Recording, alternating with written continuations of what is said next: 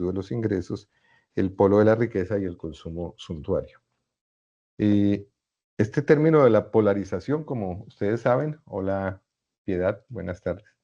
Como ustedes saben, pues es de mucho debate, siempre hay una discusión sobre la polarización en la esfera política. Pero antes de la esfera política, yo sé que, por ejemplo, Gloria inmediatamente está relacionando todo lo de la estructura económica con las condiciones políticas y los debates políticos, lo cual me parece muy bien. Y la polarización existe en la estructura económica, en la división en clases y en fracciones de clase dentro de la sociedad. Y en el marco conceptual del capital, Marx, cuando habla de la Ley General de la Acumulación Capitalista, plantea una serie de tendencias de la dinámica de la producción capitalista, la concentración y la centralización de la producción, la conformación de un ejército industrial de reserva, bueno, el desarrollo técnico, el incremento en la composición orgánica del capital, que significa el aumento increíble de la productividad en la producción capitalista, y termina hablando de una tendencia general también, la denomina la Ley General de la Acumulación Capitalista, que es la tendencia a la creación y consolidación de dos polos, que llama también un polo de riqueza y de pobreza, pero que en el capital está enfocado obviamente al polo de pobreza y de riqueza capitalista. En la realidad colombiana hay pobreza de trabajadores capitalistas, es decir, bajo relación asalariada, pero también la hay de trabajadores que no tienen esa condición asalariada, sino que son trabajadores por cuenta propia. Y entonces, pues la idea es que hoy miremos algunos de estos temas. Y vamos entonces si me avisan si está bien la presentación, si está bien el sonido, si está bien el tamaño, si no, pues intento agrandarla un poco más.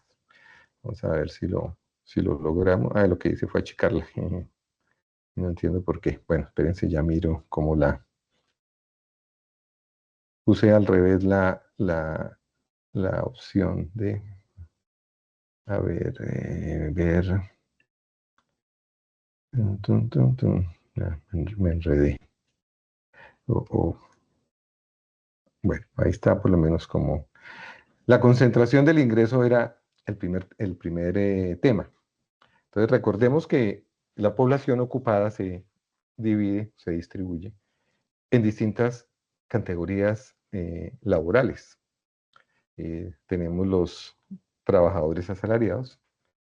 Acordemos siempre que dentro de cada subconjunto hay además una diferenciación grande. Están los trabajadores por cuenta propia y están los capitalistas, están los patronos. El DANE en su investigación sobre las categorías ocupacionales usa patronos o empleadores. Y asociado a la categoría que ocupa, a la posición que ocupa en el trabajo, al lugar que tiene en la producción, pues están los ingresos, las fuentes de ingreso. Entonces algunos pues viven desde su salario, su fuente de ingreso es el salario por la venta de su fuerza de trabajo.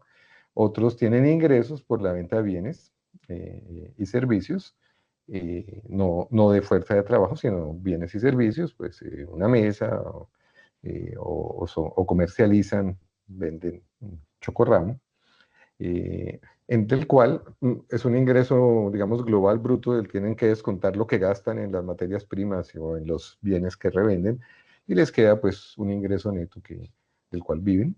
Están las ganancias, los intereses, la renta de la tierra de aquellos que son propietarios de empresas, de los medios de producción, del dinero, de la tierra, etcétera, etcétera. El DANE produce diversas estadísticas. Hemos visto en sesiones ya muy al comienzo que hay algunas estadísticas sobre la distribución del valor agregado para el total de la economía. Entonces, el Daniel nos dice cuánto se va en la remuneración a los asalariados del total del valor agregado, que es más o menos el mismo concepto de todo el Producto Interno Bruto de un país.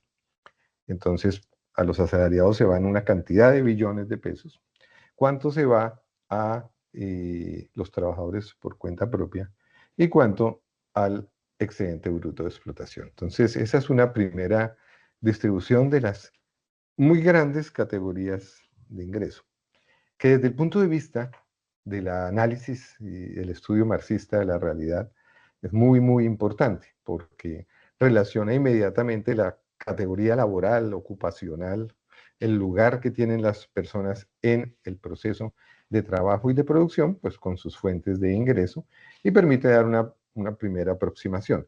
Ahí de entrada, y lo habíamos visto al comienzo, pues aparece este grupo que les mencionaba ahora, y es aquellos que son trabajadores por cuenta propia, al lado de los asalariados. Entonces, hay trabajadores asalariados, trabajadores por cuenta propia y hay patronos, empleadores, capitalistas. Esa es una medición que hace el DANE en las cuentas nacionales. Es una investigación específica que se llama la contabilidad nacional, donde el DANE, y hemos estado usando cifras de eso, hace un intento de medir el conjunto de la producción del país. Y lo mide desde la perspectiva, acuérdense, de la producción, que tanto se produce, que es la suma de todos los bienes y servicios producidos y comercializados, que pues se expresan en dinero, en un precio en dinero, es decir, en valor. Y lo mira también desde la perspectiva de los ingresos, cómo se produce y cómo se distribuye lo que se produce. Hay otra parte que no hemos mirado en detalle, que es también las grandes categorías del gasto. Entonces, todo lo que se produce, parte se gasta en consumo de los trabajadores, consumo de los capitalistas, y otra parte se gasta en inversión, en compra de maquinaria, herramientas, materias primas. El DANE también genera unas estadísticas sobre el ingreso familiar, de donde salen las cifras de la concentración del ingreso familiar. Son investigaciones distintas. Las cuentas nacionales intentan ir a las fuentes productivas, a las empresas, tomar información de las unidades productivas y a partir de ahí construir estos grandes agregados. La del ingreso familiar es una encuesta de hogares, que es una de las encuestas, digamos, más grandes, permanentes, constantes, que hace el DANE, y que ofrece información más actualizada. La de cuentas nacionales lleva siempre un cierto retraso. El DANE anticipa alguna información, pero en general la información completa, con los niveles de detalle que quiere uno, a veces se demora un tiempo, no va tan al día. La encuesta de hogares permite, bueno, a partir de la encuesta de hogares, muy importante, está todo el tema del empleo. Empleo, desempleo, etcétera, etcétera. Las posiciones ocupacionales, la distribución por ramas de producción y una estimación de los ingresos de los hogares y cómo se distribuyen. Esto pues, va a generar unas características particulares. Aquí el DANE toma todos los hogares, y mide el ingreso que obtiene cada uno de dichos hogares. De acuerdo con la primera medición, la primera investigación, los patronos y empleadores, esto es puro repaso, que son más o menos el 3% de la población ocupada, se quedan con el 41% del valor agregado. Esta es la gran fuente de la riqueza en nuestra sociedad. Los asalariados, que son más o menos el 50%, se quedan con el 36%, y los cuenta propia, que son el 47%, se quedan con el 24%. Así al ojo, uno lo que ve es que los asalariados se quedan con una tajada más grande que los cuenta propia, siendo más o menos casi la misma proporción, 50 y 47. Ahí están incluidos los trabajadores bajo relación asalariada capitalista y los trabajadores bajo relación no asalariada. En la producción capitalista, acuérdense que lo habíamos visto, entonces uno quita el ingreso de los trabajadores por cuenta propia, los ingresos propios que llama el DANE, para mirar solo la producción capitalista. Entonces los capitalistas son el 5% y se quedan con 53%, es un poquito más de la mitad. Y los asalariados, que son el 95%, con la otra mitad. De ahí era donde sacábamos esas cifras que nos permiten ver el ingreso por persona, pues es muchísimo más grande en un capitalista que en un trabajador asalariado, y también nos permitía calcular la tasa de explotación, que es muy parecida, muy aproximada a la tasa de plusvalor. Un grupo de capitalistas se queda con la mayoría de la producción y del EVE, habíamos visto eso también. Entonces, dentro de los propios capitalistas hay una gran concentración y unos pocos se quedan con la mayoría, se le quedan con la mayoría del excedente. Y también habíamos visto o mencionado que hay diferencias enormes en los salarios e ingresos. Ahorita vamos a ver algo sobre eso. Entonces, bueno, tener en cuenta las fuentes, son distintas fuentes que apuntan a, digamos, a temas muy similares, pero que se abordan desde perspectivas diferentes. Con base en la encuesta de hogares, se calcula el coeficiente de Gini. El coeficiente de Gini o el índice de Gini es una medición que se puede aplicar a muchos temas. Se aplica muchísimo a el tema del ingreso, pero se puede aplicar también a la riqueza, se puede aplicar a la concentración de la propiedad rural urbana, porque es una medición estadística, geométrica, de qué tan concentrada está la distribución de una variable determinada. Es decir, si el 1% de la población se queda con el 1% del ingreso, el 2 con el 2%, el 3 con el 3, el 100 con el 100, habría una recta, habría una proporcionalidad permanente, pero resulta que no, el 1% de la población más rica se queda con el 10, con el 15, con el 20, dependiendo del país. Entonces, hay un procedimiento matemático para calcular ese coeficiente de Gini. Si el coeficiente se aproximara a 1, sería una extrema desigualdad. Si el coeficiente se aproxima a 0, pues habría mucha igualdad. No es fácil de interpretar, vamos a ver algunas cifras, pero da una idea, es muy común, se usa muchísimo. Algunas de las personas que trabajan en esto en el DAN, en Planeación Nacional, han empezado, pues también por influencias internacionales, a tomar otras medidas que sean más claras, ¿sí? Más claras para explicarle a la gente que decirle uno, el índice de Gini es el 0,55 o el 0,60 o el 0,32, a veces no es tan sencillo. Hay que sentarse a estudiar la fórmula y la lógica que hay detrás, etc. Es más fácil decir, por ejemplo, qué porcentaje del ingreso tiene el 1% más rico. Por ejemplo, en Colombia, más o menos, el 1% más rico se queda con el 21% del ingreso y ha acumulado el 44% de la riqueza. Esto es una aproximación.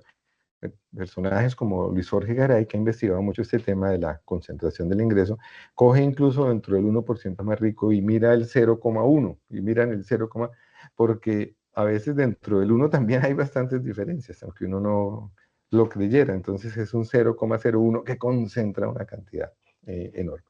Pero con base en la encuesta de hogares, que indaga y le pregunta a los hogares, pues, cuántos ingresos tienen mensualmente, pues hace ese cálculo y nos puede decir si es muy desigual o si no es tan desigual la distribución del ingreso. Hay una medición que es antes de recibir subsidios o transferencias por parte del Estado. Entonces hay una medición de la distribución o la concentración del ingreso antes de que intervenga el Estado y otra después de que intervenga el Estado. En el libro no está eso, ese es un tema de los que hay que luego incluir en próxima edición. Hay algunos analistas, y se ha hecho también a nivel internacional, obviamente, que muestran que la intervención del Estado puede corregir la distribución del ingreso, medida como el ingreso que se le pregunta a los hogares y se indaga y con algunos mecanismos para verificar que se ha aproximado a la realidad, que es cuánto es lo que gana. Entonces, es posible que un hogar tiene unos ingresos X, 1.300.000, pero recibe una educación pública, la cual no paga, o recibe un servicio de salud subsidiado, o en algún momento dado tiene una transferencia monetaria por alguna condición particular del hogar, o porque hay un adulto mayor, o etcétera, etcétera. Y entonces el DANE, las entidades hacen un cálculo, es decir, gana 1.000.000 en sus ingresos, sea asalariado o no, pero además tiene un complemento, sea en especie o sea en una transferencia en dinero. Entonces, su ingreso aumenta, obviamente, y entonces eso hace que la distribución del ingreso, la concentración no sea tan alta, mejore. Esto en países mucho capitalistas, mucho más desarrollados, normalmente ha mostrado tener un gran efecto cuando el peso del Estado y el peso de los recursos capturados por el Estado y su gasto, el gasto social y su redistribución hacia los más pobres, genera efectivamente que haya una compensación, una tendencia a una desigualdad menor. Algunos estudiosos en Colombia, yo lo conozco poco, es algo que hay que estudiar, muestran que en Colombia no es tan, no es muy significativo el efecto de la intervención del Estado, lo que indica que de pronto hay problemas serios en la manera como se está haciendo tanto el recaudo por la vía de los impuestos como el gasto. Acuérdense que la política, digamos, la política redistributiva tiene una pata que son los impuestos, y es decir, bueno, cobrémosle más impuestos, una tasa más alta a los que más ganan, y luego entreguémosle subsidios, complementaciones o servicios en especie a aquellos que ganan mucho menos. Con bases en esas estadísticas del DANE es que se sacan las famosas cifras de comparación de Colombia con otros países y que muestran que Colombia tradicionalmente ocupa un lugar muy destacado en este indicador como uno de los países con mayor desigualdad. Normalmente el más usado es el de ingreso. Entonces en Latinoamérica, pero incluso en el mundo, Colombia aparece en las estadísticas como uno de los países con mayor desigualdad al ingreso, es decir, un país en el cual unos pocos concentran muchísimo más de lo que ocurre pues, en otros países. El otro dato relevante, y yo menciono mucho a un par de personajes que nadie podría acusar de socialistas, izquierdistas o marxistas, que son Alejandro Gaviria y James Robinson, que algunos en sus libros y Alejandro en algunas conferencias lo ha mencionado, en 60 años prácticamente no se ha logrado mejorar la distribución del ingreso en Colombia. Eso no quiere decir que no pueda haber mejorado, el acceso a ciertos bienes y servicios y el ingreso absoluto de los trabajadores. Pero acuérdense que esto aquí está en proporción. Entonces significa que puede que haya mejorado, que puede ocurrir, que incluso que en una relación asalariada capitalista los trabajadores mejoren sus ingresos, sus salarios, puedan comprar más bienes y servicios, pero que su proporción del total producido, del total valor agregado, no mejore. Entonces, acuérdense que hay salario relativo, hay salario absoluto. El salario absoluto, es decir, la magnitud que permite comprar una canasta determinada de bienes o servicios, puede mejorar, pero la relación o la proporción con respecto a la parte que le corresponde a los capitalistas o a la parte que le corresponde a aquellos hogares que están en los tramos superiores de ingresos puede que no mejore, y entonces en términos de distribución, en términos de proporción no cambie. Pero es muy relevante y muy significativo. No estamos hablando de unos años, de 2 años, sino 60 años. No, es más o menos desde que hay estadísticas relativamente juiciosas sobre distribución del ingreso en Colombia. El DANE nos ofrece, no sé si esto se vea, pero si no, intentemos aumentarlo un poquito, a ver si lo logro. Si se ve algo, no sé, bueno. Pero esos son desde el 2002 hasta una serie de 20 años. Un valor como este, por encima de 0,5, implica una enorme concentración del ingreso. Países que están peor están por el 0,6 y bueno, países que están mucho mejor están en un 0,3, en un 0,25, bueno. Entonces, el DANE lo mide todos los años. Si ustedes miran esta serie, hay variaciones, sí, pero se mantiene en general, se mantiene siempre en un nivel alto. Estos autores que les mencionaba han intentado comparar con distintas fuentes y estudios históricos las primeras mediciones que hizo Miguel Urrutia por allá del año 1967. Bueno, y ven ese fenómeno, no hay mejoría, no hay mejoría en la concentración del ingreso medido por el coeficiente de Gini. Pero acuérdense el tipo de fuente de indicador. El DANE va y pregunta a los hogares, ¿sí? ¿Cuánto ganan? ¿A cuánto ganan aquí? ¿Cuánto ganan allá? Y luego pues ordena eso y hace estos cálculos. Y entonces su variable de medición es una magnitud de un ingreso. Claro, hay que luego tratar de hacer ejercicios para cruzar eso con categorías más cualitativas, ¿no? Porque su ingreso es como asalariado, su ingreso es como cuenta propia, y ahí aparecen además otros problemas, digamos, interesantes y complicados. En un hogar puede combinarse un ingreso de un asalariado con el ingreso de un cuenta propia, ¿no? Entonces, se pueden combinar distintos. En un hogar de clase media se puede combinar con que hay ingreso asalariado, puede haber un ingreso de cuenta propia, puede haber una renta porque, digamos, tiene una propiedad, arrienda un apartamento, o la familia tiene una pequeña empresa o una mediana empresa. Bueno, entonces, en la práctica la medición no es sencilla siempre de limitar, pero las categorías de fondo sí son claras.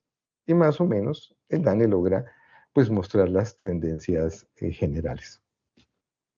Yo acostumbro en las exposiciones y en las columnas de Revista Sur molestar con la idea de que la desigualdad de ingresos y la riqueza no es un problema. Normalmente se menciona como un problema, se hacen críticas y se dice que la desigualdad es excesiva, que la desigualdad es intolerable, que la desigualdad es una vergüenza, bueno, etcétera, etcétera, etcétera, etcétera. Pero si uno lo ve desde la lógica de la finalidad del sistema capitalista, pues la desigualdad no es un problema del sistema, es un problema para los que están abajo en la escala. Desde el punto de vista de los capitalistas, desde el sistema capitalista es un indicador de éxito. Se están logrando la razón de ser, que es lo que se busca con la producción capitalista, que es lo que buscan los capitalistas. Ganar más, obtener más plusvalor bajo distintas formas, ganancias, intereses, etcétera, ganar cada vez más. Segundo, desplazar a los competidores, lo lógico, es normal, es lo usual, y tratar de concentrar el mercado. Ojalá poder llegar a ser yo un oligopolio o un monopolio y poder obtener la mayor parte de las ganancias. Y además, si puedo, conformar grupos empresariales, es decir, centralizar el capital, pues no es solo es que concentre en una rama de producción, en cerveza o en cemento, sino que además tengo inversiones en muchos sectores, incluido el sector financiero, el sector comercial, los diversos sectores productivos en la agricultura, en la manufactura y pues obtengo una masa y obviamente tasas de rentabilidad muy grandes, ¿no? Y esto es la dinámica del capitalismo. Es algo que pues, es natural. Capitalismo es guerra comercial, ahora que estamos en la guerra comercial, Estados Unidos versus el resto del mundo, especialmente versus China.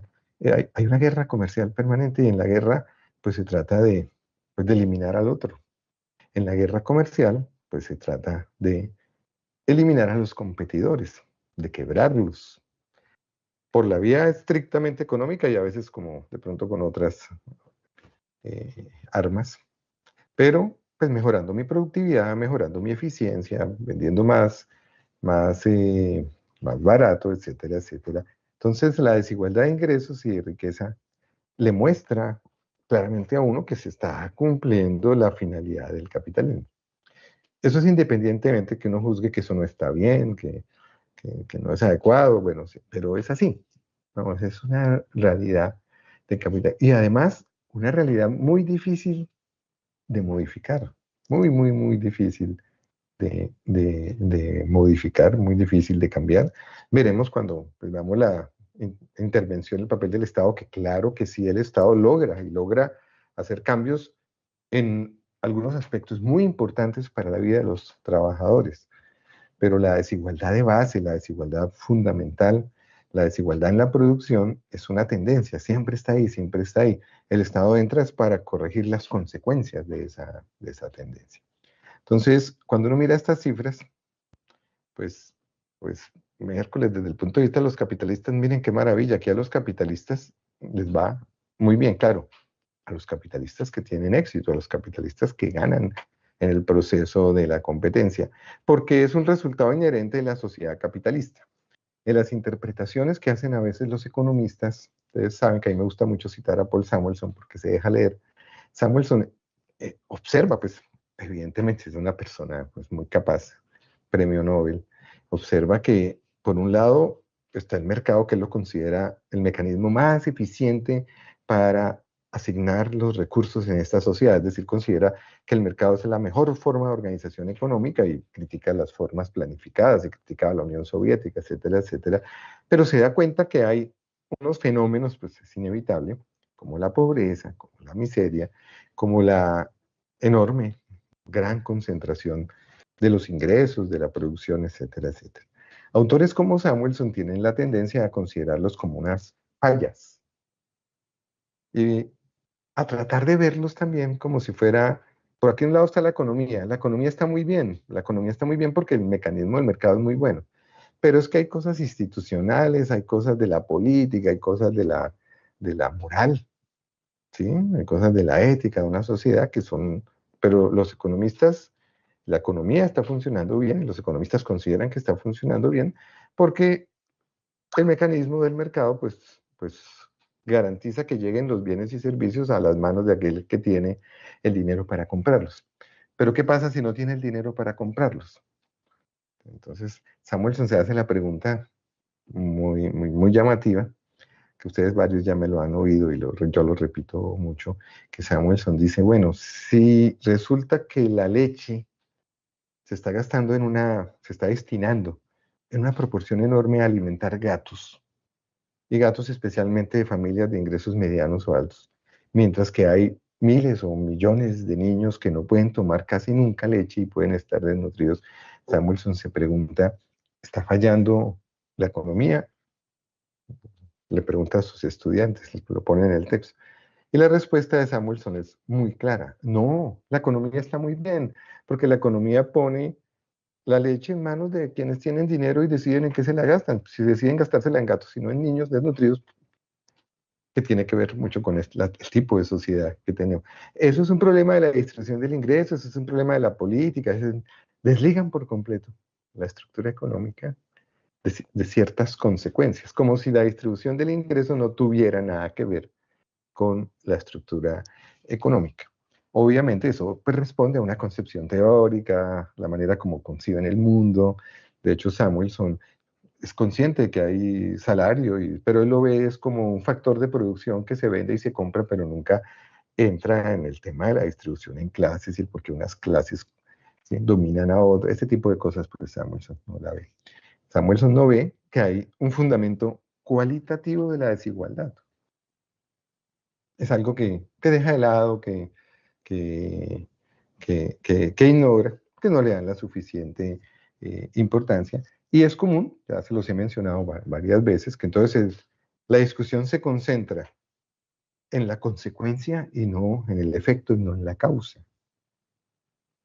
Entonces puede haber mucha discusión sobre la desigualdad de los ingresos, sobre si me parece aberrante, exagerada, inmoral, inadecuada, etcétera, etcétera, etcétera.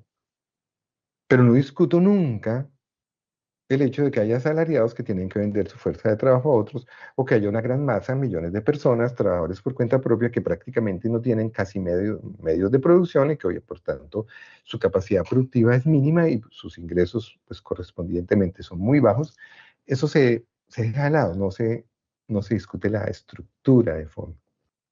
No se discute la estructura que funciona con una lógica y una dinámica determinada. Y el fundamento de la desigualdad cualitativa, pues, se encuentra en el lugar que ocupan las personas en el proceso de producción. Esa desigualdad, como les he dicho ya muchísimas veces, no, es algo natural. Es natural que haya capitalistas y haya asalariados. Es natural que haya ricos y pobres. Pues es como, ¿por qué se preguntan eso? Digamos, es un absurdo. Y el DANE también, para establecer, por ejemplo, las canastas de consumo de los hogares, realiza cada tantos años, esto no se hace todo el tiempo, una gran encuesta que llaman una encuesta de ingresos y gastos de los hogares para mirar la estructura.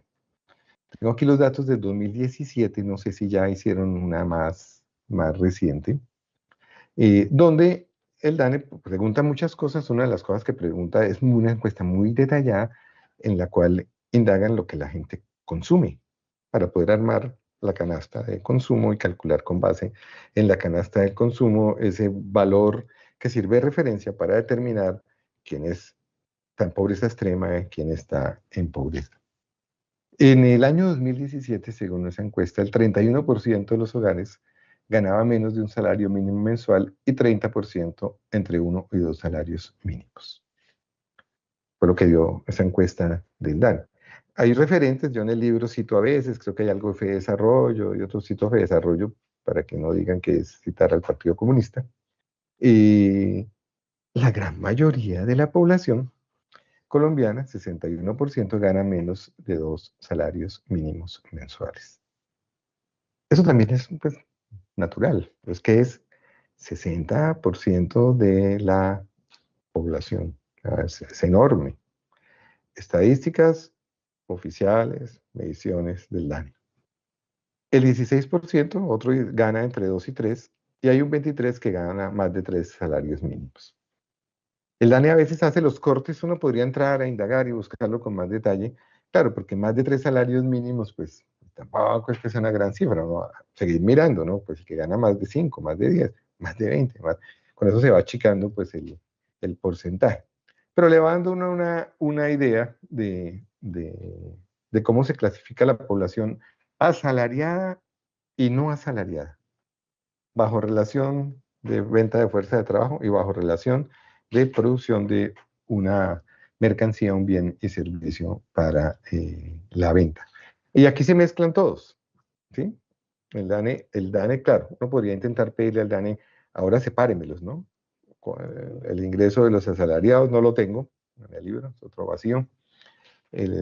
Cómo se distribuye el de los asalariados y cómo se distribuye el de los cuenta propia. La situación en la zona rural es aún muchísimo peor, ¿no? El 56% gana menos de un salario mínimo y el 95% menos de 3 salarios mínimos. Ahí está en el libro está la tabla, donde está ese cálculo del DANE del ingreso por unidad de pues, lugar, por el que toma como unidad de gasto, y donde se ve pues esa clasificación todavía muy agregada, uno debería desagregarla un poquito más. Entonces, visto aquí desde la magnitud del ingreso monetario recibido, del ingreso primario recibido por los hogares, pues ve uno como esa tendencia a que se establezca el ingreso hacia el salario mínimo. Pero además el hecho de que mucha gente no logra tener ni el salario mínimo.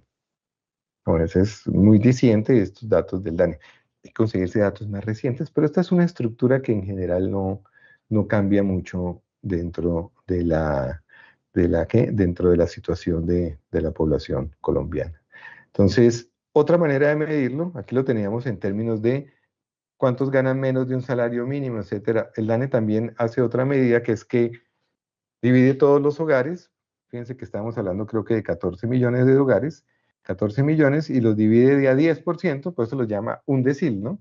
El 10% más pobre, el siguiente hasta el 10% más rico, entonces el DANE también presenta una información sobre lo que concentra cada 10%, que es otra manera muy interesante, es más fácil de entender que un coeficiente de Gini o esas cosas. El decil más bajo de hogares recibe apenas el 1% del ingreso.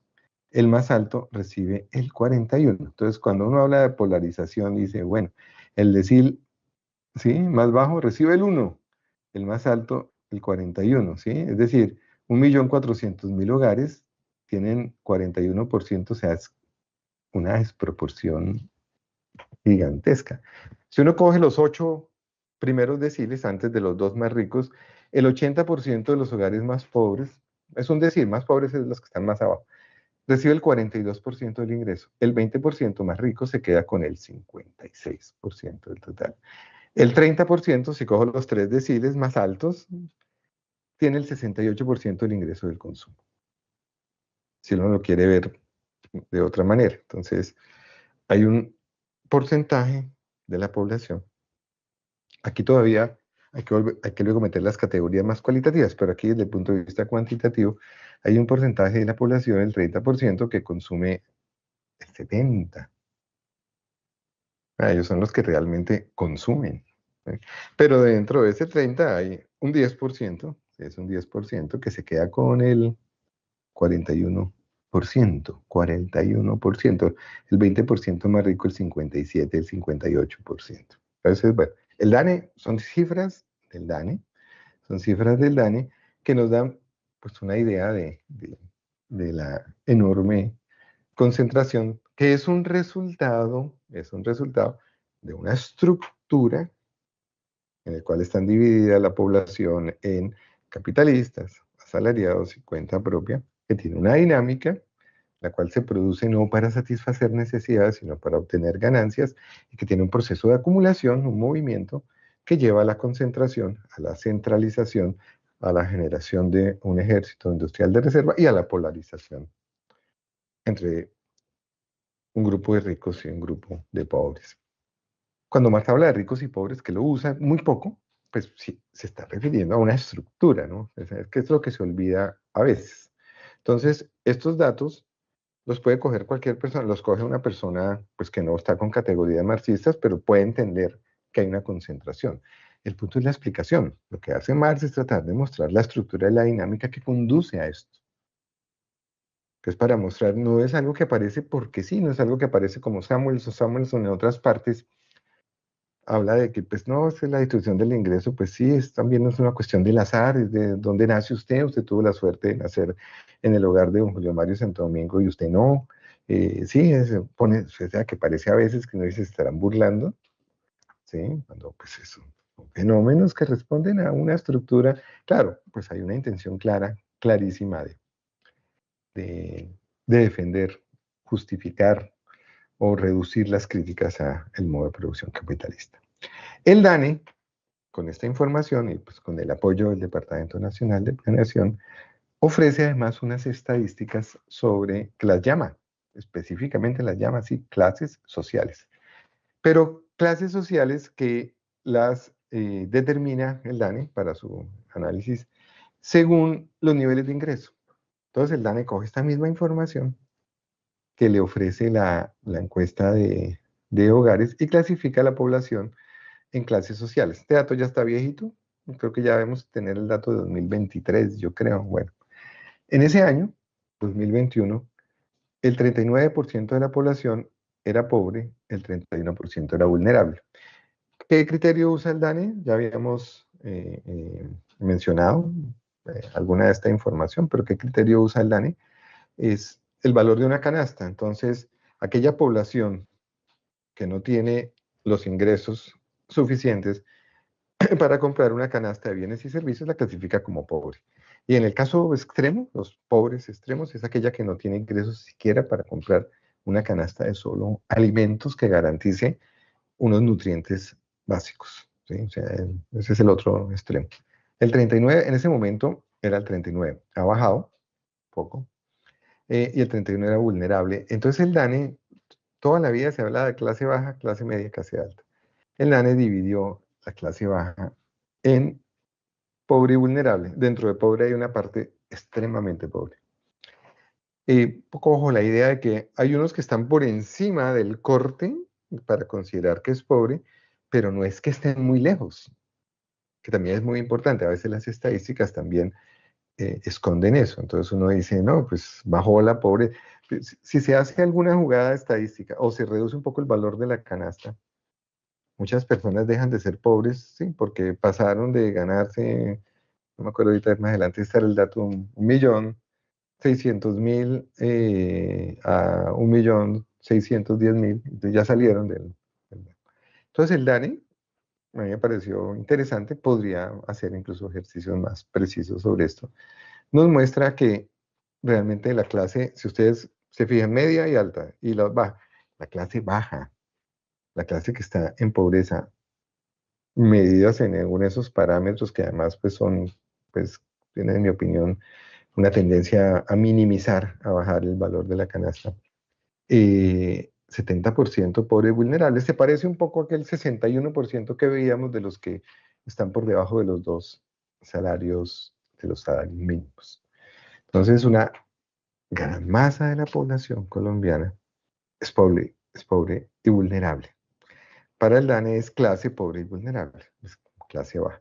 Hay una clase media 27.8%, y una clase alta en proporción y en número absoluto muy bajito.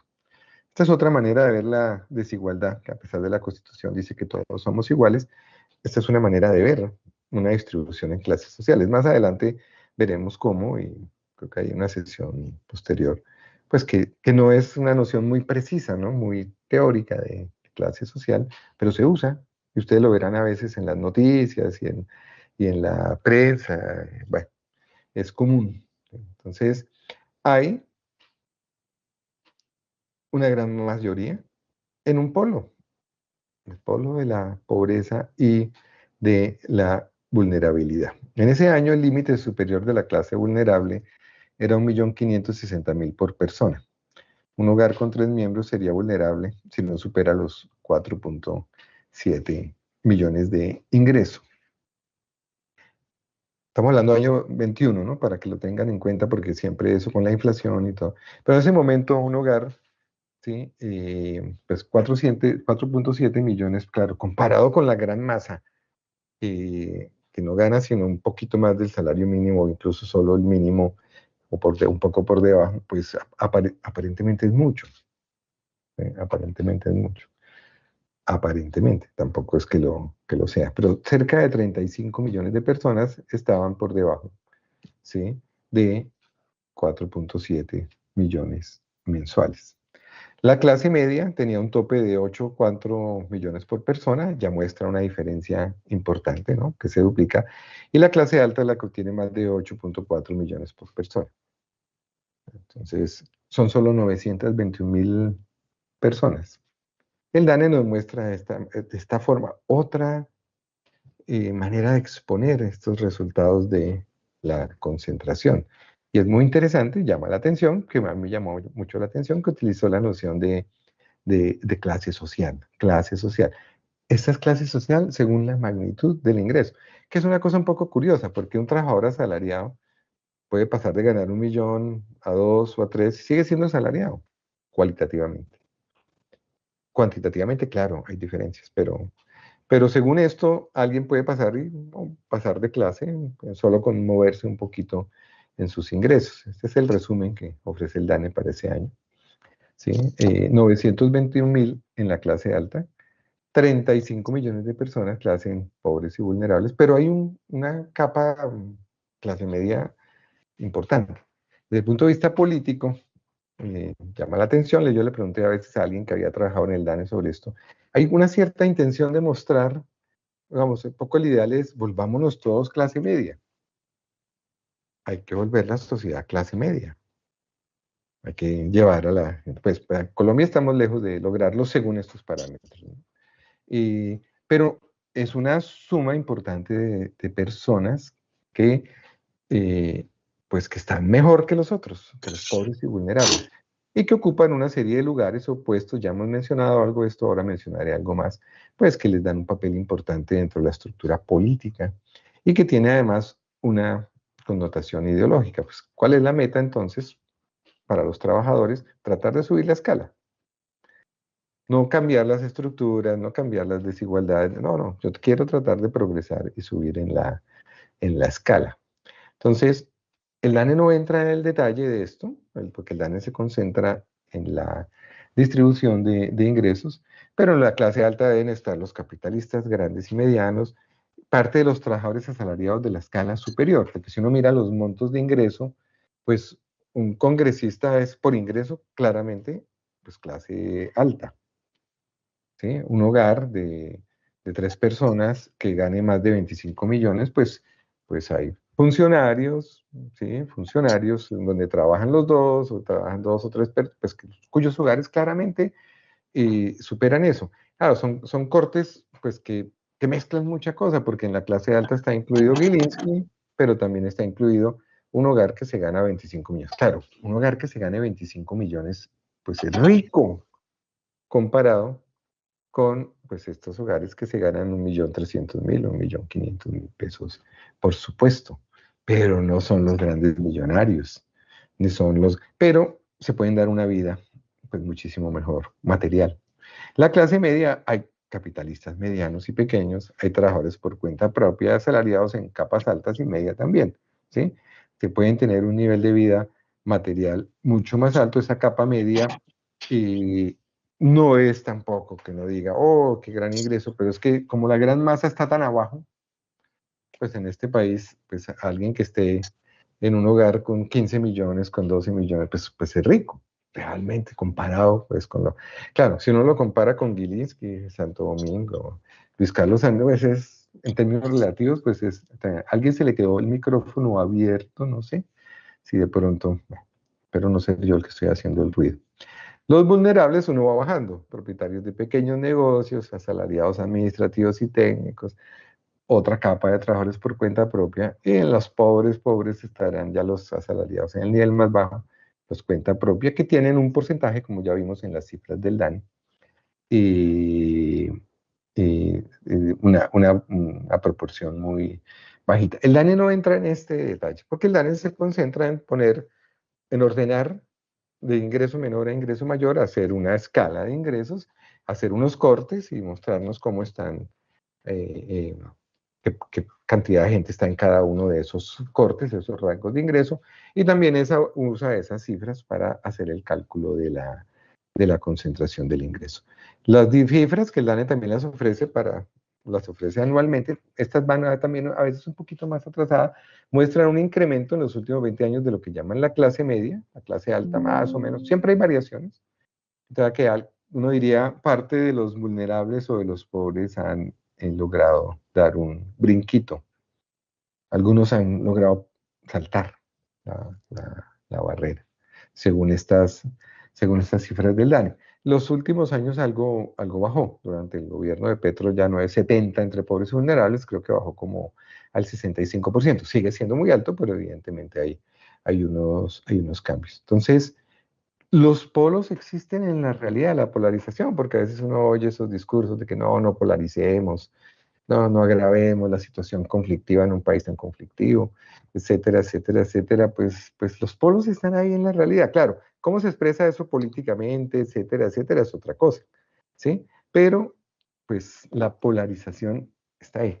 La tendencia general de la acumulación capitalista, escrito por Marx en 1800, dice, hay una tendencia a que se configuren esos polos, a que se consoliden esos polos, es una tendencia. Y pues las estadísticas, por ejemplo, de Oxfam o de otras instituciones, pero Oxfam, que es más progresista que otras, como el Banco Suizo, pues muestra claramente a nivel mundial la misma tendencia y en todos los países la misma tendencia, por supuesto, con diferencias debidas a múltiples características. Y eso pues se expresa en el consumo. En una primera versión del libro yo tenía muchos datos de esos, pero luego la quité, pero era tratando de mostrar pues la capacidad de consumo de lujo y la gran vida que se pueden dar unos pocos, que dentro de su canasta tienen pues una cuestión muy amplia de posibilidades de consumo, no solo cuantitativo, sino además cualitativo. Entonces, eso pues se ve también más o menos pues es evidente en la vida social, en los periódicos, en los medios de comunicación, y además pues es lo que genera el atractivo. Hay mucha discusión sobre la sociedad de consumo, pues es que el que no tiene quiere tener. Yo quiero tener un carro y quiero tener un carro mejor, y si pudiera tener un Ferrari, y entonces el funcionario de la aduana al día que logra mejorar sus ingresos por caminos santos y no tan santos, pues se delata comprándose un Ferrari. Y así pasa pues con mucha frecuencia. Y pues claro, entonces se quiere tener carros, casas, fincas, joyas, viajes, etcétera, etcétera, etcétera. Que es pues la una de las partes visibles, cómo se expresa esa riqueza por la vía del consumo. Entonces, hay un polo de unos pequeñitos, donde una proporción pequeñita de gente que volviendo a la imagen aquella de Marte, la cuchara, del valor agregado total, pues tienen una cucharota, ¿no? Su cuchara es muchísimo más grande, se quedan con un pedazo mucho más grande de la sopa que la gran mayoría y pues concentran el consumo. Y de hecho, pues eso hace que se desarrollen además, ese es otro tema que no está en el libro, Marx algo examina en El Capital, se desarrolla la industria del lujo, ¿no? Entonces hay una industria del lujo, de los bienes de consumo de lujo que están reservados pues para una parte muy pequeña de la población y que el resto, la gran mayoría, soñamos y añoramos y quisiéramos tener. Concentran el consumo y especialmente concentran el consumo de lujo. Y se expresa a su vez, ya no solo a nivel de sistema, de las cifras de concentración de la producción, sino se expresa en personas y en familias que son estos pocos capitalistas que tienen las grandes fortunas y que miden diversas entidades, sobre todo la revista Forbes, que nos está restregando todo el tiempo la riqueza en miles de millones de dólares de los grandes capitalistas que son los ganadores, ¿no?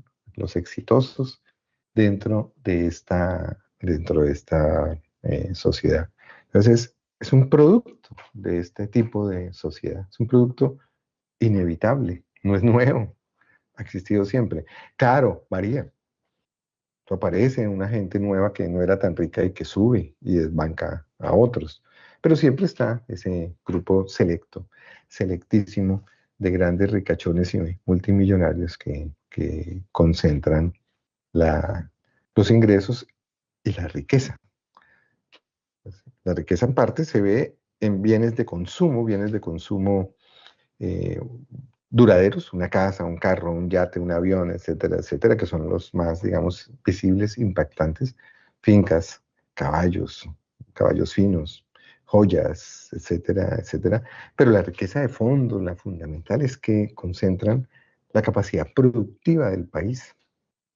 Y esa capacidad productiva les permite contratar a otros y generar permanentemente, es permanente, es constante. El DANE lo muestra todos los años, una fuente extraordinaria de excedente que parte vuelve al proceso productivo porque se incrementa la producción, se reinvierte, pero parte pues, se va a la acumulación de la riqueza, del consumo personal, en algunos casos al despilfarro. Entonces, todo esto es consecuencia de una estructura económica que tiene una dinámica particular, no es algo que cae, no es algo que cae del cielo, no es algo que cae que surge por azar, no, es una consecuencia lógica. Y siempre que exista sociedad capitalista y relaciones capitalistas de producción, pues va a existir esto. Y en sesión posterior discutiremos un poco más esa idea de noción de clase. A mí me interesó usarla, pues porque el DANE la utiliza y se usa en la conversación cotidiana, en los medios de comunicación, en análisis, en columnas de opinión, etcétera, etcétera. Esta noción de clase que se enfoca en algo que es muy real y muy concreto, es la magnitud del ingreso que cada cual recibe, pero que dice y al mismo tiempo no dice, porque oculta, no va a hacerse la pregunta de fondo de por qué las fuentes del ingreso. Bueno, hasta aquí creo que vamos hoy y no sé si les dije al comienzo, pero tengo necesidades, que estoy fuera de Bogotá, estaba en un evento y escapé un rato, entonces tengo que volver como a una sesión de cierre que hay. Entonces me convencía mucho poderme ir a las 7. A veces nos alargamos, que es lo que está previsto, lo normal, un poco más, 7:30, bueno, pero sin que se sientan coartados, pero pues me serviría si es posible para no llegar tan tarde. Entonces abrimos sesión de comentarios, preguntas, bienvenidos a los que llegaron luego, que no había saludado, a los que y a las que llegaron luego. Voy a dejar de compartir, pero si en algún momento se necesita, pues lo ponemos nuevamente. Entonces, sí, sí, listo, no hay problema, listo. No, no, no, nunca, pues, no las veo ni aún quitándola, entonces siempre no dierme me ayuda y me dice, está preguntando a no sé quién. Bueno. Listo, gracias, la dejo sí, porque si hay Hola, algún, sí, hola, buenas ¿quién? noches, Alberto. No, Piedad, es que Piedad, hola, eh, ¿cómo está? qué pena, no puedo saludar ahora, es que todavía estoy aquí en la oficina. Pero hola, Tranquila, presente, presente, presente. qué bueno, qué gusto tenerla y espero que no la regañe el nuevo ministro por andar en estos cursos. ¿Pero va a preguntar o solo nos quería saludar? No, solo quería saludar, Ajá, bueno. pero no, es que mis preguntas, no sé, es que estoy un poco perdida. El del martes y hoy me siento un poco perdida, pero aprovechaba para saludarlos. Bueno, pero si quiere Ujú. luego, tranquila, no se afane. Bueno, señor. Entonces, bueno, si alguien quiere comentar, preguntar, sugerir.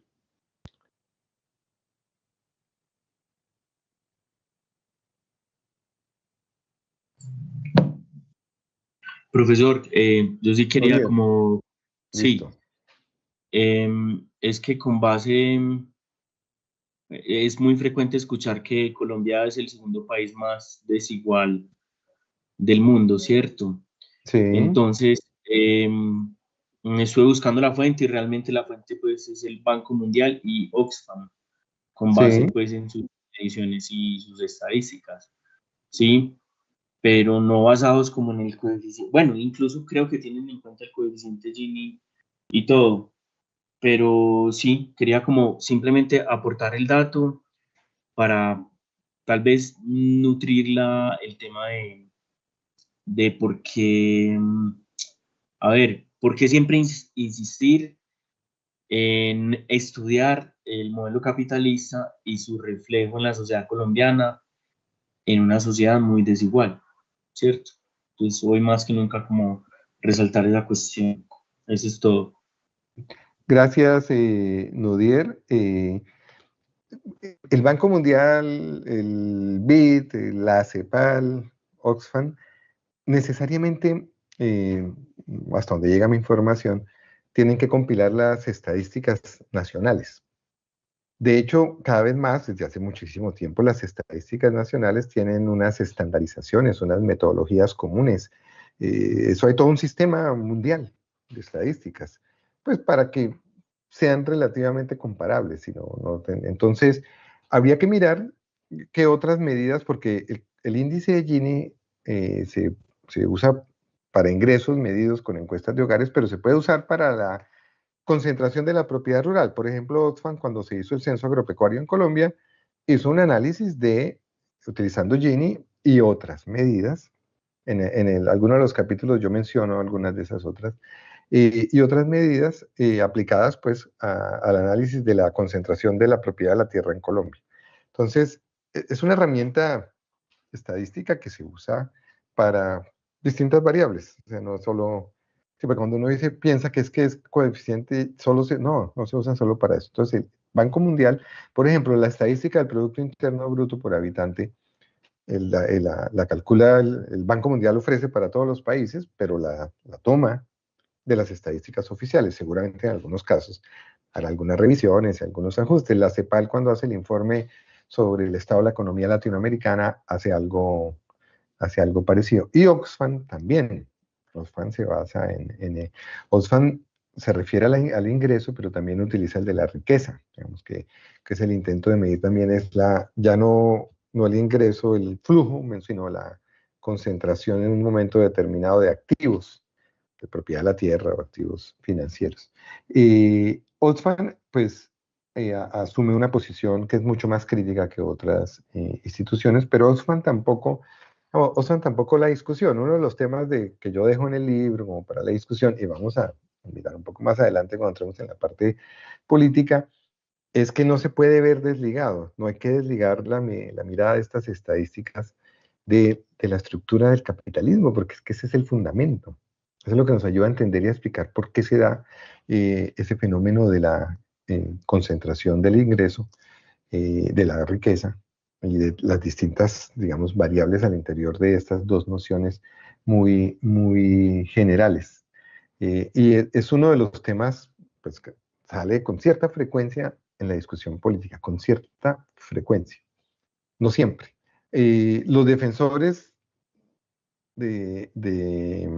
digamos, de la producción capitalista en Colombia, los columnistas, yo sobre eso he escrito ya varias veces, intentan, uno, minimizar las cifras y decir, no, ahí hay problemas, están exagerando, Colombia no es el más desigual, sí, se les está yendo la mano.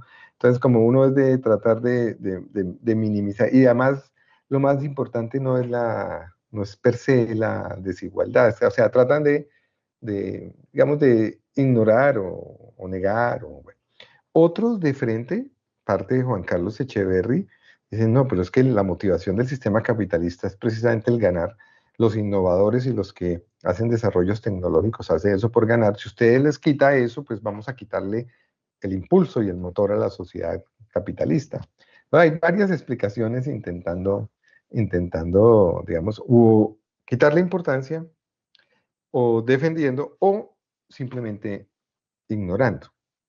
Entonces, leí hace poco una entrevista sobre las políticas económicas a Vicky Dávila, pero yo creo que si uno coge los programas de los distintos partidos, ningún partido se compromete seriamente con decir, puede que todos en el discurso digan que eso es grave, que es importante, que hay que hacer cosas.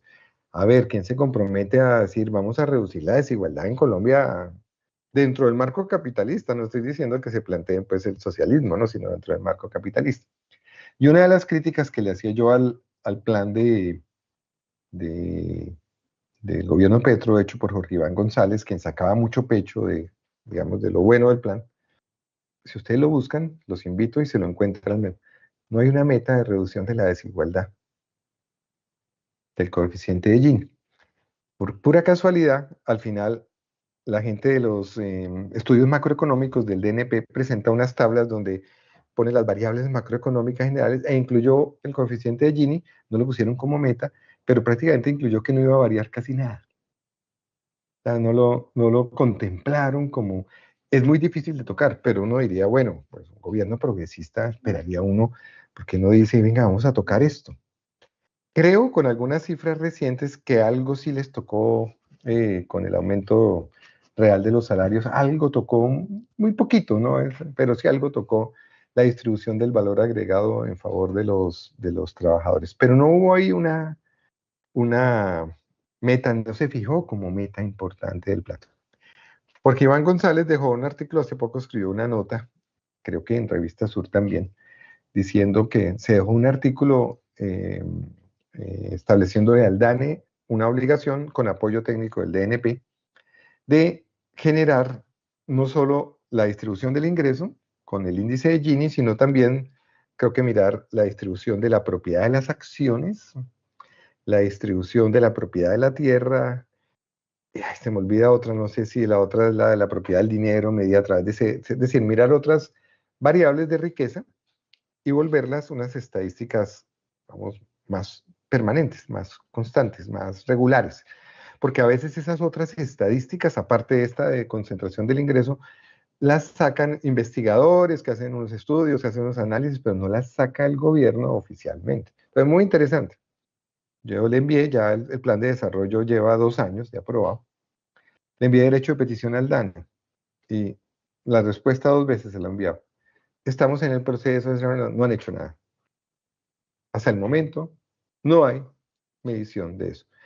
Y Planeación Nacional hace varios años había hecho un esfuerzo, había medido algunas de estas variables y luego, quién sabe si porque hizo un acuerdo con FEDesarrollo, salió como en un artículo publicado por FEDesarrollo con apoyo del DNP. Es decir, se podría, para tener un poquito más de claridad en otras variables. Pero esta es la parte estadística, esta es la parte, digamos, numérica, esta es la parte cuantitativa del asunto. El punto de fondo es ligar eso con interpretación, ligar eso con explicación. Porque ahí es donde empiezan las diferencias. Entonces, bueno, ¿y por qué hay la desigualdad? ¿Y qué tipo de desigualdad? ¿Y hasta dónde vamos en las preguntas? Entonces, la economía tradicional, los políticos tradicionales, nunca se preguntan por la desigualdad, qué pena que sea tan reiterativo, pero nunca se preguntan porque eso es natural, eso hace parte del campo teórico, de los supuestos implícitos, las cosas que no se discuten, y es la pregunta más simple y más sencilla que Marx se la hizo en el Capital. ¿Y por qué hay asalariados? ¿Y por qué hay capitalistas? Porque esa es la desigualdad de fondo. Esa no se toca. Pero tampoco se analiza con mucho detalle, ni siquiera a nivel cuantitativo, muchas otras. Pero gracias por el dato. Estas fuentes hay que explorarlas mucho más y ver el dato que ponen, por ejemplo, el Banco Mundial o el que toma Oxfam, pues compararlo con la fuente. La fuente normalmente, la fuente fundamental es el DANE. Hay algunas estadísticas que las genera el Banco de la República, y en comercio exterior, otras instituciones, pero las gruesas para este tipo de análisis es el DANE, pues que es su misión y su razón de ser. No está avanzando mucho, por lo que me contestaron en los últimos derechos de petición, no están avanzando y valdría la pena. Y uno esperaría, es decir, si todos están de acuerdo, pero ya hay algunos sectores dentro de los partidos tradicionales que es que ya ni siquiera consideran que eso sea un problema. Cuando los confrontan, de pronto todo el mundo dice, no, es terrible la desigualdad, etcétera, etcétera. A ver, reduzcámosla. A ver, ¿por qué no hacemos como ha hecho Francia o ha hecho Noruega? O, a ver, reduzcámosla. Dentro de países capitalistas, la intervención del Estado logra. Eso no cambia el fundamento, pero sí puede cambiar las consecuencias hasta cierto límite. Y pues claro, es mejor para una persona pobre de salario mínimo que aparte del salario mínimo reciba subsidios o servicios en especie, pues claro, porque le mejora su nivel de ingreso. Ni siquiera en Colombia se ha acogido el debate sobre el ingreso mínimo, sobre la renta básica que llaman en España, que sería muy interesante, ¿no? Es decir, todo el mundo tiene derecho a un nivel de ingreso X que le garantice no ser pobre ni vulnerable, esa debería ser otra meta, no debería haber ningún pobre, bueno, a ver si realmente creen en esta sociedad capitalista, a ver, que no haya sino clase media, a ver, hasta ahí llegan. No hay forma, porque no quieren, porque no hay voluntad, porque... bueno. Pero gracias, Nodier, ese punto es clave. Y ese es un ejercicio que hay que hacerlo. Y es también mirarse más comparativamente, no solo mirarnos hacia adentro. El libro es una mirada hacia adentro, salvo uno que otro dato, muy poco. No se mira hacia afuera, a compararse, ¿no? Hay que mirarse y compararse y ver qué hay en común y, bueno, cuáles son las diferencias. No sé si alguien más ha levantado, no veo, estoy tratando de no despistarme. Alberto, Sí, Gloria. un comentario así pequeño. Con esos niveles de desigualdad, con esa diferenciación tan grande en la capacidad de consumo de la población colombiana, yo me pregunto, el capitalismo persiste, ¿no? Porque no necesita sino del 30% de la población, o sea, de la clase media más la clase alta, para realizar, para vender las mercancías, para vender los bienes y servicios que produce. Porque si bien, digamos, la clase que vive en pobreza y la vulnerable demandan consumo, pero este consumo pues es también muy poco. ¿Sí? Entonces el capitalismo necesita solamente el 30% para acumular, para reinvertir, para obtener todas las ganancias, etcétera. Y lo otro que me parece muy bien, que me llamó la atención, es toda la descripción que hace de la clase alta. Y ahorita en clase, pues miramos más lo de la clase media y la clase vulnerable, ¿no? La clase que está según el DANE. Sí, que tendríamos que trabajar un poquito más la vulnerable, en esa descripción tan rica que se hizo de la clase alta. Era eso, ¿no, Alberto? O sea, persiste con poquito, pero persiste el capitalismo y cumple su finalidad. Mire que usted menciona algo muy interesante, Gloria. Voy a buscarlo porque no, se me fue ahorita el título, pero sí, el autor no. Celso Furtado, ustedes saben que hubo en América Latina, hubo una corriente que se llamó la teoría de la dependencia.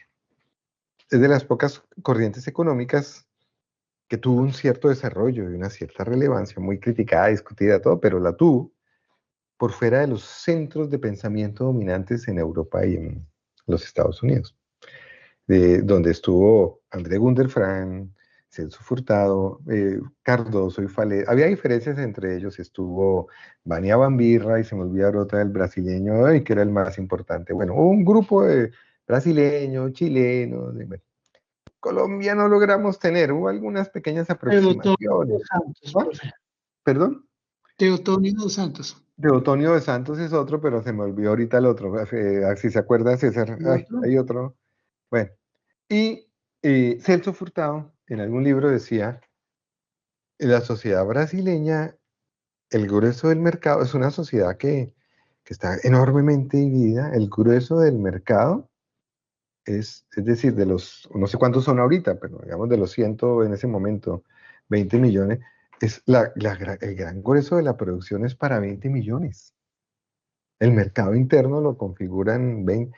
El resto es marginal, es un excedente, no es totalmente despreciable, ¿no? De todas maneras es un mercado. Y de hecho, si ustedes se fijan, a veces solo en verlas, hace mucho yo no veo televisión, pero en las propagandas, como muchas propagandas, cuando uno mira el patrón, el estándar que sale, hasta para vender un jabón fabuloso para limpiar la cocina, son unas casas de estrato 8.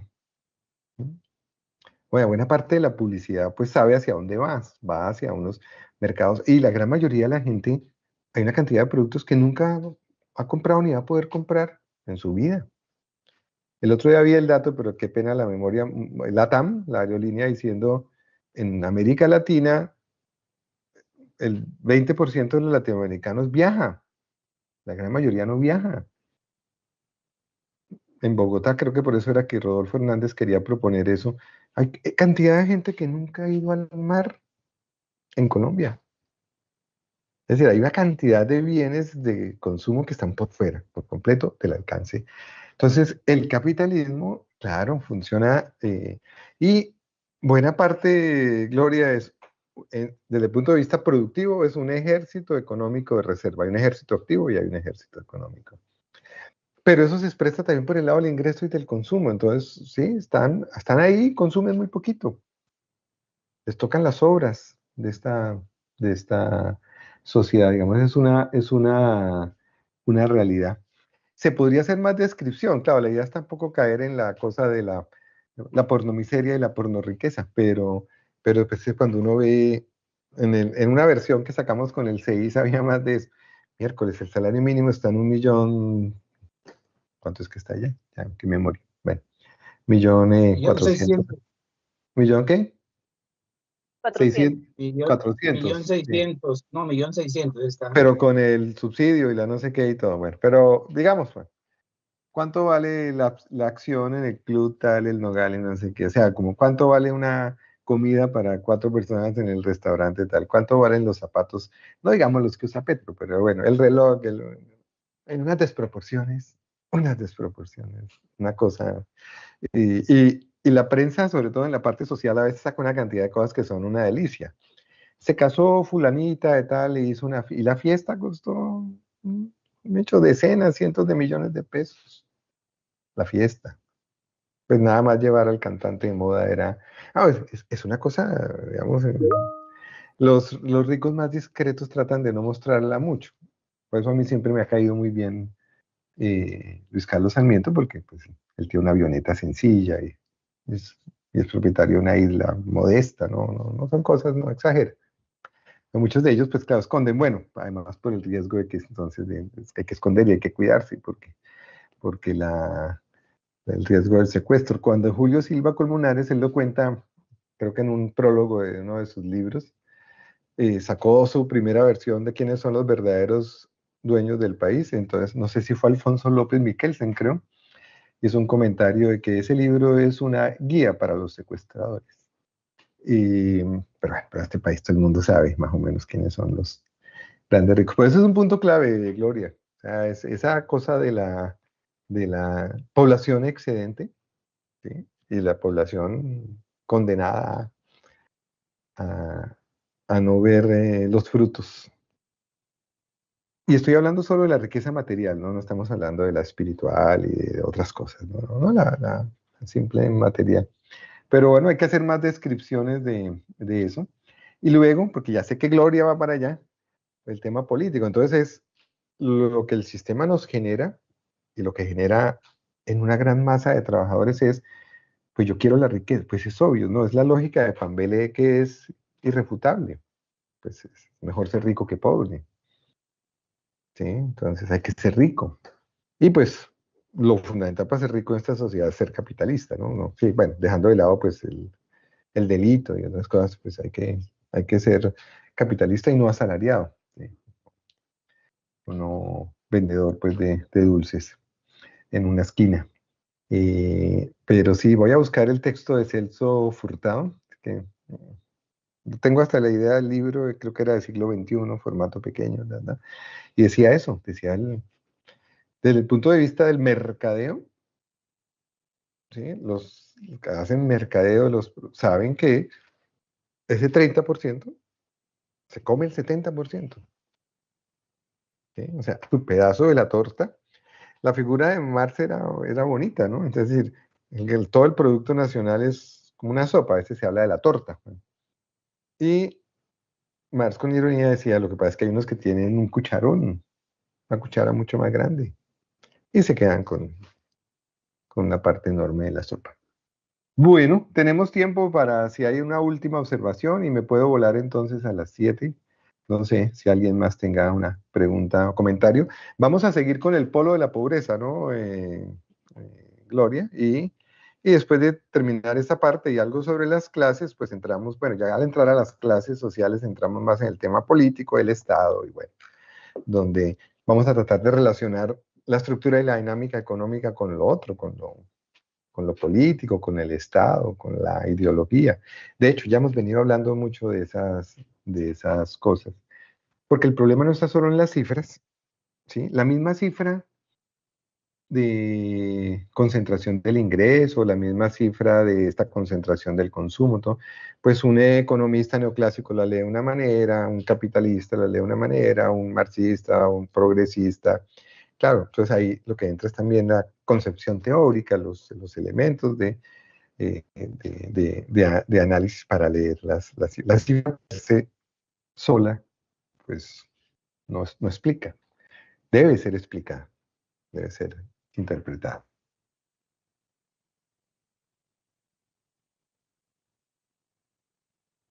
A ver, Nodier, nadie más ha levantado, ¿cierto, Nodier? No, profesor. Hasta ahora. Entonces, bueno. Si no la hay, pues les agradezco, me sirve poderme ir hoy más temprano. En la próxima ya voy a estar sin afán, me excusan hoy el tenerme que ir un poquito antes. Y bueno, pues me voy despidiendo. Muchísimas gracias. Y ya les mando, como siempre, luego el correo por donde seguimos. Y fíjense que vamos a llegar a una parte muy interesante pronto, que es ya el debate político, el debate ideológico, que sé que a todos o a casi todos les interesa mucho, y ese nexo, que es muy importante establecer ese nexo de la discusión entre lo económico, lo político y lo ideológico. Entonces, si no es más, muchas gracias, Álvaro, Gracias, Octavio, profesor. Gloria, Nodier.